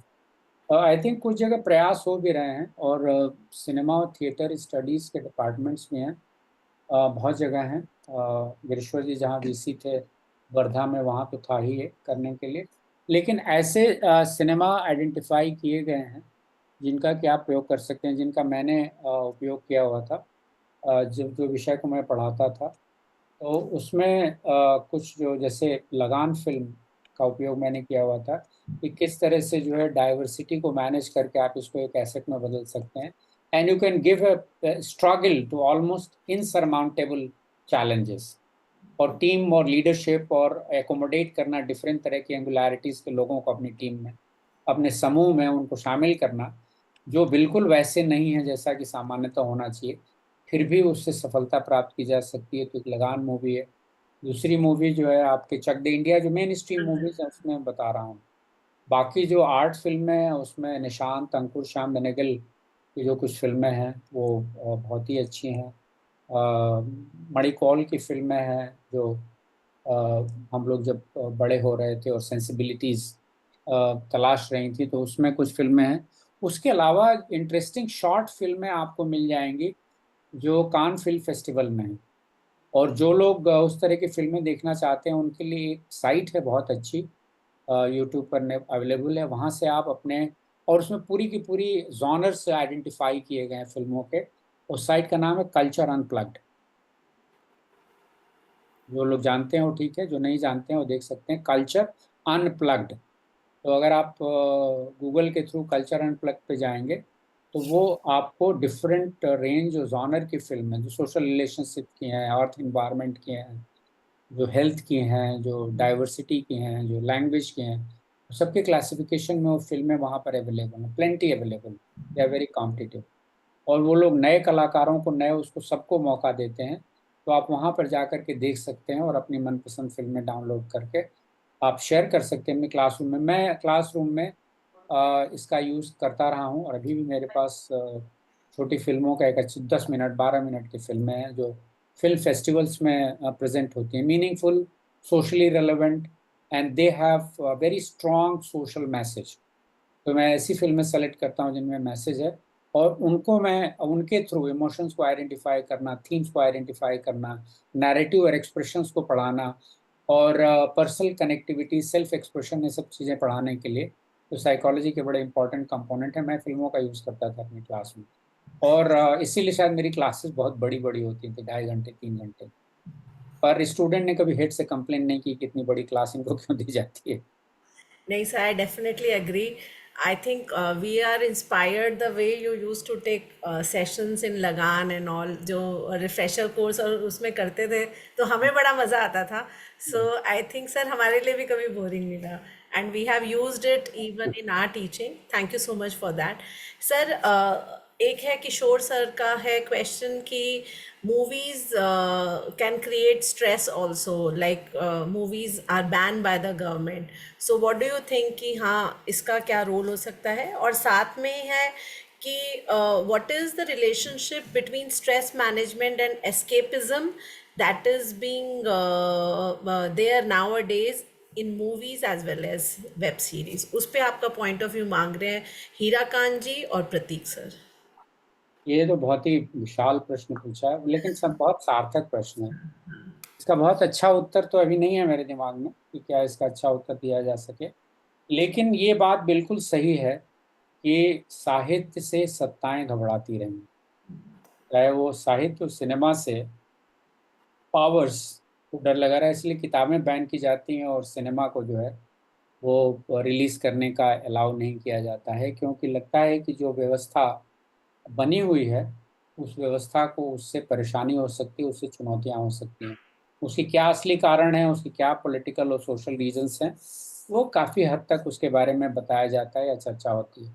लेकिन जो important इसका part है वो ये है कि क्या ऐसा था जिसने एक तरह का थ्रेट उत्पन्न किया। इस शब्द की सत्ता या कहने की, कथन करने की शैली, सत्ता इतनी प्रभावी है कि सरकारें डर रही हैं उससे।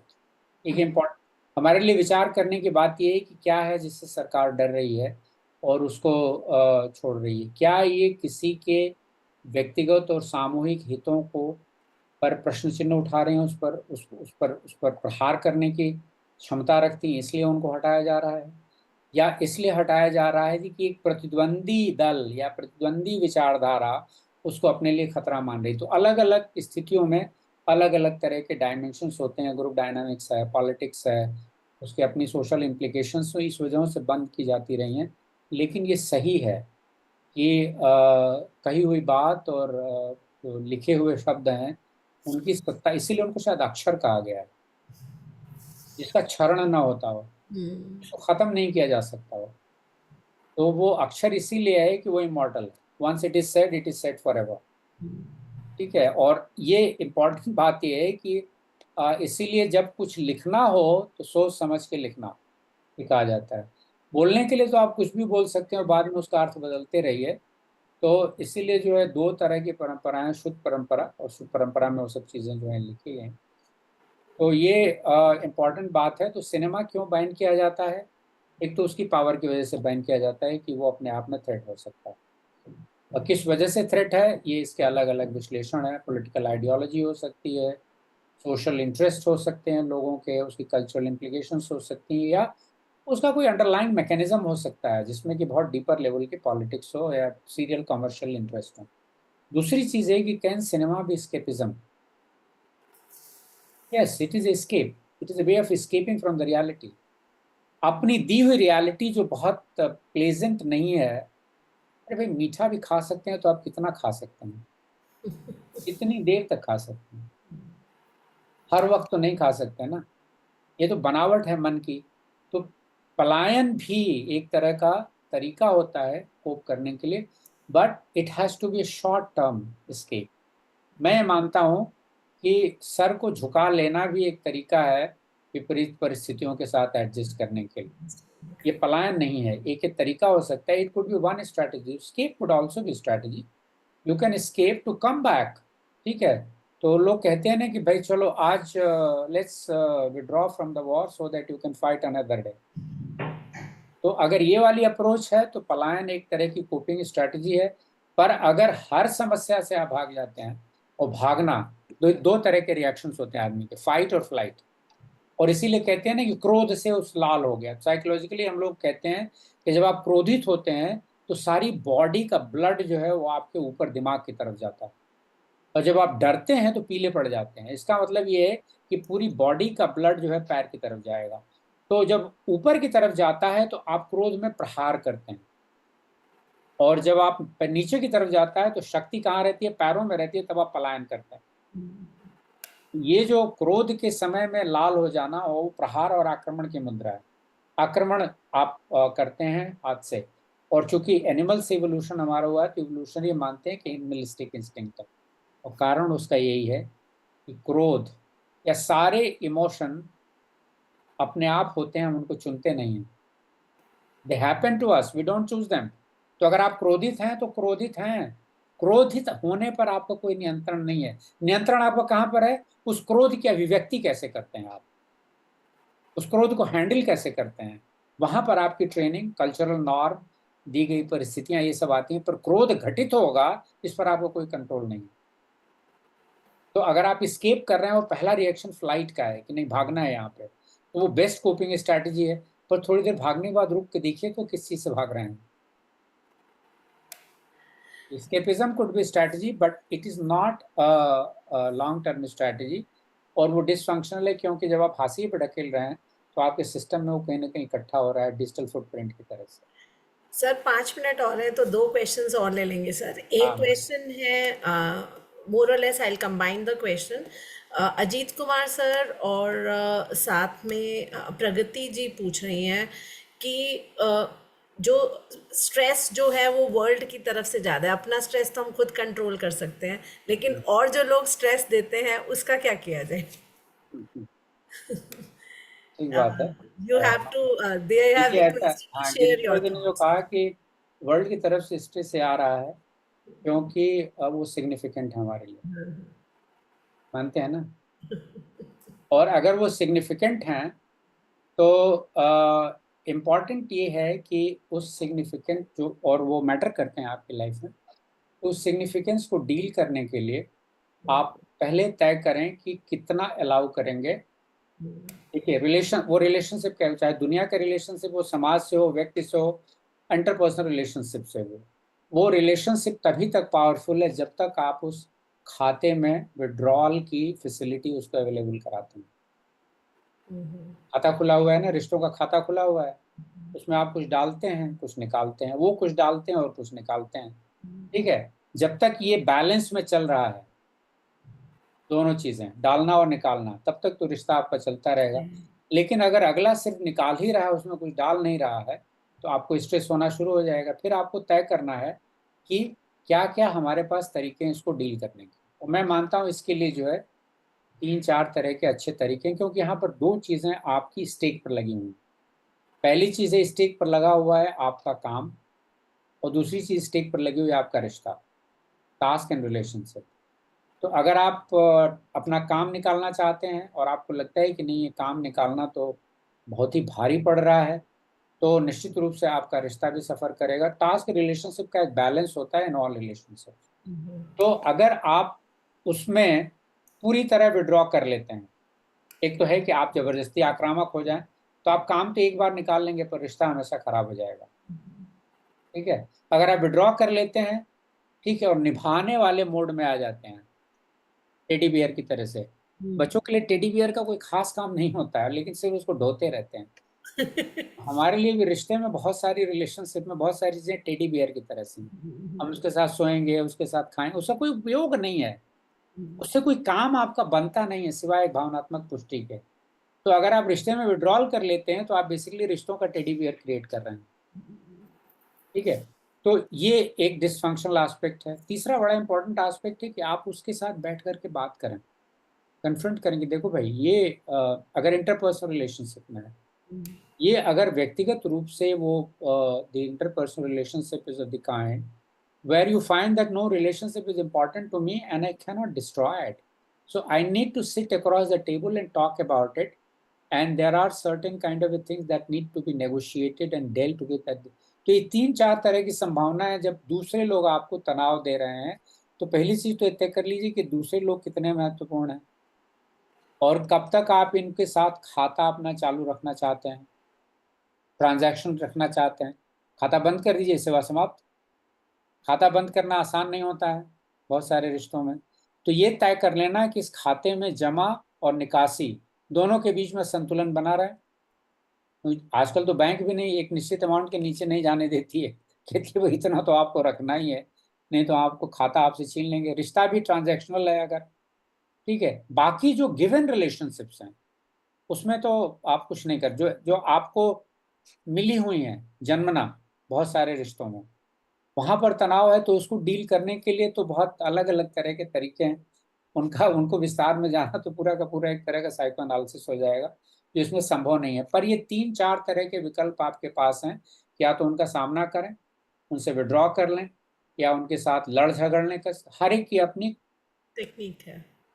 पोस्ट एंड जिसको कहते हैं ना कि एडवांटेज डिसएडवांटेज हर एक टेक्निक है, उसमें आपको अपनी स्ट्रेटजी तय करनी पड़ेगी क्या करना होगा, ठीक है। तो ये बहुत अच्छा याद दिलाया मुझे, एकदम से याद आ गया वो बिहारी की जो एक कविता है ना, बतरस लालच लाल की मुरली धरी लुकाए, सौह करे भवन हंसे देन कहे नट जाए। तो वो इशारा भी करती है, मना भी कर देती है, देने को भी कहती है, नहीं भी देती है, ठीक है। तो ये जो डिफरेंट तरह के कॉन्ट्रडिक्टरी और जो अपेरेंटली आते हैं, वो एक तरह के रिश्ते की गहराई भी बताते हैं। So if these are many things are happening within this, then you will have to decode these cues and elements. हो सकता है जो आपको कष्ट दिया जा रहा हो वो उनकी खराबी की वजह से नहीं हो, बल्कि आपके बारे में जो उनका परसेप्शन किसी और ने बनाया है उसकी वजह से है। तो आपको उसको फिर से डीकोड करके और नेगोशिएट तो करना पड़ेगा, then only you be able to deal with that kind of relationships. Sir questions बहुत सारे हैं, लेकिन क्योंकि प्रगति जी ने क्वेश्चन 2 बार ही पूछा है, मैं अपने अपने दोस्तों को, फैकल्टी मेंबर्स को तो का नाराजगी बर्दाश्त कर लूंगी, बट हाँ उनकी तरफ से एक क्वेश्चन है। She has again stated that my question is relating to purposelessness in life, and the feeling of purposelessness is increasingly contributing to the stress in today's society. Sir, she wants to know your point of view. I would not say that it is the purposelessness. I think it is a continuous shifting of the purposes. Human behavior can't be purposeless. But there is a purpose, and the purpose start losing meaning very swiftly, very quickly. And then you are unable to recreate another kind of purpose, right? And that's where you will start feeling that my last purpose has lost meaning and new purposes are not emerging, and I'm feeling totally purposeless. I'm living my life on a daily basis. इसके लिए साहित्य में बहुत अच्छा उदाहरण है, चूंकि साहित्य पर चर्चा होनी है। साहित्य में अगर आप ध्यान से देखिए तो एक होती है पताका कथा, जैसे रामचरितमानस में राम कथा पताका कथा है, और बाकी जितनी कथाएं हैं वो उपकथाएं हैं। सबरी की कथा उपकथा है, केवट की कथा उपकथा है, सीता का हरण जो हुआ उपकथा है, स्वयंवर जो हुआ राम का वो उपकथा है। पताका कथा क्या है? राम कथा है। आप समझते हैं इस बात से? इससे अगर आप एक, मैं एनालॉजी या तर्क में ड्राइव करता हूं कि पताका और उपकथा से, तो आपके जीवन के उद्देश्य की एक पताका होनी चाहिए। उपकथाएं तो बदलती रहती हैं। तो what is the larger purpose of your life that if you have been able to identify, आपकी पताका कथा पता है। आपको राम कथा अगर कहनी है तो ये छोटी छोटी कथाएं बीच में आएंगी, थोड़ी देर के लिए चलेंगी, फिर बदल देंगी, फिर बाली आ जाएंगे, फिर किष्किंधा कांड आ जाएगा, फिर नल नील आ जाएंगे, फिर समुद्र मंथन, डिफरेंट काइंड ऑफ उपकथाएं चलती रहेंगी। प्लॉट एंड सब प्लॉट्स, इसको if I use a parallel translation in English, तो जीवन को उद्देश्य महसूस करने के लिए तय करना है कि भाई इस अवस्था में, जिस भी उम्र की अवस्था में, लाइफ के जिस भी स्टेशन पर आप हों, मैरिड हो, नॉन मैरिड हो, स्टूडेंट हो, एम्प्लॉयड हो, अनएम्प्लॉयड हो, इस कथा में आज से 20 साल, 25 साल, 30 साल बाद तक हम अपने आप को कैसे देखना चाहते हैं, हम अपनी पताका कथा, अपनी पताका कैसे लहराना चाहते हैं। हमारी पताका कथा क्या कहेगी? राम कथा कहेगी या जो है छोटी छोटी कथाएं कहेंगी? और इसमें उपकथाएं चलती रहती हैं कि भाई ठीक है, 2 महीने का, 2 साल का ये उद्देश्य है, 3 साल का उद्देश्य है, 4 साल का ये उद्देश्य है। तो ये उद्देश्य आपके होते रहते हैं, पर उद्देश्य का पताका कथा, और इसमें मैं मानता हूं कि वो उद्देश्य जरूरी नहीं है कि बहुत रियलिस्ट हो, बिल्कुल जरूरी नहीं। विजन का अनरियलिस्टिक होना जरूरी है। मैं एक दिन इतने बड़े व्यवस्था में जीना या रहना चाहती हूँ, मैं चाहती हूँ कि लोग मुझे ऐसे जाने और समझें, एक इंस्टीट्यूशन बिल्डर की तरह से मुझे पहचान। वो एक तरह की कंसेप्चुअल आइडिया आपके पर्पज में होनी चाहिए, जो रियल हो या ना हो, रियलिटी को मारी गोलिए। अपने विजन को जो है आप क्लियर करिए, अपनी पताका जो है आप लहराइए। वो दिखाई ऊपर पड़ती है कि नहीं पड़ती है, उसको आप बदल सकते हैं कि नहीं बदल सकते हैं वो, per your vision, life vision, your purpose should be very conceptual, और आपको एक्साइट करना चाहिए कि हाँ यार, ये वाला पताका जो है वो हम अपनी लहराना चाहती हैं, मेरा मुख्य उद्देश्य है।